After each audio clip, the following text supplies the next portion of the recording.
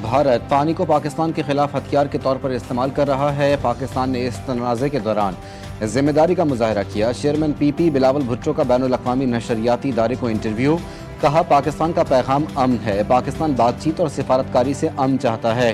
بھارت ہم سے بات چیت سے انکاری ہے، پاکستان پانی روکنے کو اقدام جنگ سمجھے گا۔ پہلگام حملے میں کون ملوث تھا، کچھ بتایا نہ ثبوت دیے۔ غیر جانبدارانہ تحقیقات سے بھی بھارت نے انکار کیا۔ دو ایٹمی طاقتوں میں جنگ خطرناک ہو سکتی ہے۔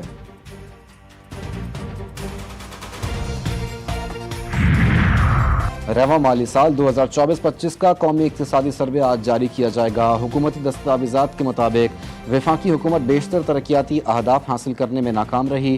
معاشی شرح نمو 3.6% کے ہدف کے مقابلے میں صرف 2.7% رہی۔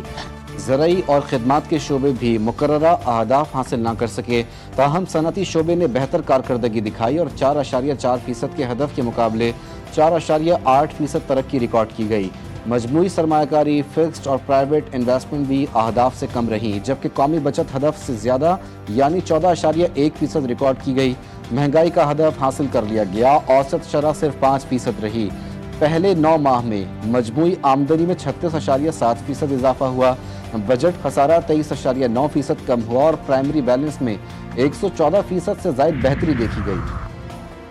اور ہیوسٹن میں بھارتی سفارت خانے کے سامنے سکھوں اور کشمیریوں کا احتجاج۔ مظاہرہ 1984 کے سکھ قتل عام کی برسی پر ہوا۔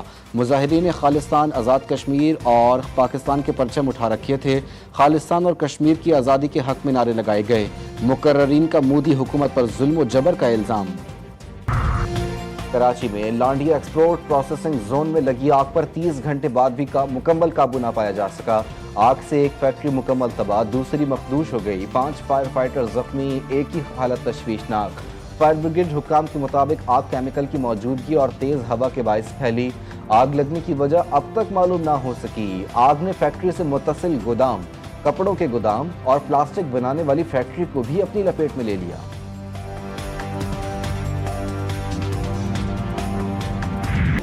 پاکستان کا سفارتی وفد لندن میں موجود، وفد برطانیہ میں بھارتی جارحیت پر آگاہ کرنے پر جانبداری کا الزام۔ مودی حکومت میں اختلاف رائے جرم بن گیا، ڈی ڈبلیو نے بھارت میں سینسرشپ کا بھانڈا پھوڑ دیا۔ رپورٹ کے مطابق مودی راج میں اختلاف رائے گناہ، تعلیمی ادارے اور میڈیا خوف کی گرفت میں ہیں۔ آپریشن سندور کی ناکامی چھپانے کے لیے مودی سرکار نے آزادی اظہار کو نشانہ بنا ڈالا۔ آزادی صحافت کی عالمی درجہ بندی میں بھارت 180 ممالک میں سے 151ویں نمبر پر آ گیا۔ اختلاف رائے کو دبانے کے لیے مودی سرکار نے 8000 سے زائد سوشل میڈیا اکاؤنٹس بلاک کیے، دی وائر چینل بند کیا۔ جامعات کے اساتذہ بھی مودی کے خلاف بول پڑے۔ The Indian Army Chief reached Kedarnath Dham along with his family members, and a grand welcome was accorded to them in the temple premises. Now, the Army Chief and his family offered special worship of Baba Kedarnath for about half an hour. بھارتی army chief کی مندر یاتراؤں نے secularism پر سوالات اٹھا دیے۔ General Upender دیودی جی جگہ جگہ ہندو پنڈتوں کو ماتھا ٹیکتے اور مودی کی گڈ لسٹ میں جگہ بنانے کی کوشش کرتے نظر آ رہے ہیں۔ اقلیتیں تشویش میں مبتلا، پنڈتوں کو ماتھا ٹیکتے جنرل اقلیتوں کے اعتماد کو متزلزل کر رہے ہیں۔ انڈین ملٹری کی وردی پر زعفرانی داغ آئین کی بے حرمتی کی نشانی بن چکا۔ وزیر اعظم شہباز شریف کا مختلف ممالک کے سربراہان کو ٹیلی فون، ترک صدر رجب طیب اردوغان کو عید الاضحیٰ کی مبارکباد دی۔ وزیر اعظم کا ترک عوام صدر رجب طیب اردوغان کے لیے نیک خواہشات کا اظہار۔ جنگ کے دوران پاکستان کی غیر متزلزل حمایت پر ترک صدر کا شکریہ ادا کیا۔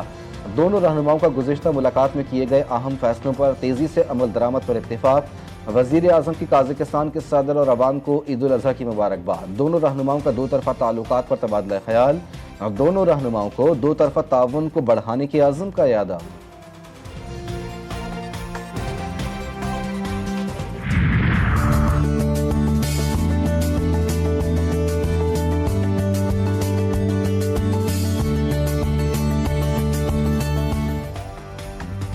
मुल्क भर में ईद उल अजहा का आज तीसरा रोज। अल्लाह की राह में आज भी लाखों जानवर कुर्बान किए जाएंगे। ईद का दूसरा रोज भी मजहबी जोश व खरोश, जज्बा ईसार और समाजी हम आहंगी के साथ मनाया गया।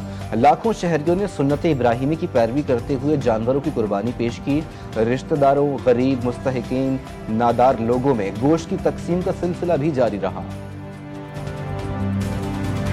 आज से 12 जून तक मुल्क भर में शदीद गर्मी होगी। महकमा मौसमियात ने पेशगोई कर दी।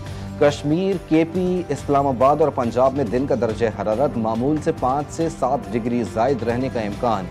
सिंध, जनूबी पंजाब और बलूचिस्तान में दर्जा हरारत 4 से 6 डिग्री सेंटीग्रेड ज्यादा रहने की तवक्को। नवाबशाह में दोहरे कत्ल की लर्ज़ाखेज़ वारदात। नामालूम मुल्ज़िमान ने मियाँ बीवी को कत्ल कर दिया। थाना दौलतपुर के गांव अल्लाह दित्तो कुलियार में मुल्ज़िमान ने घर में घुसकर फायरिंग की। लाशें पोस्टमार्टम के लिए अस्पताल मुंतकिल, तहकीकात जारी। पाकिस्तानी निजात जिम्बाब्वियन क्रिकेटर सिकंदर रजा नस्ली इम्तियाज का शिकार। हरारे में क्लब मैच के दौरान कोच ने उनसे तौहीन आमेज अल्फाज कहे। सिकंदर रजा ने बाकायदा शिकायत दर्ज करा दी। क्रिकेट एसोसिएशन ने फौरी कार्रवाई करते हुए कोच माफवा को मुअत्तल कर दिया। सिकंदर रजा का कहना है कि उन्हें इंसाफ की उम्मीद है।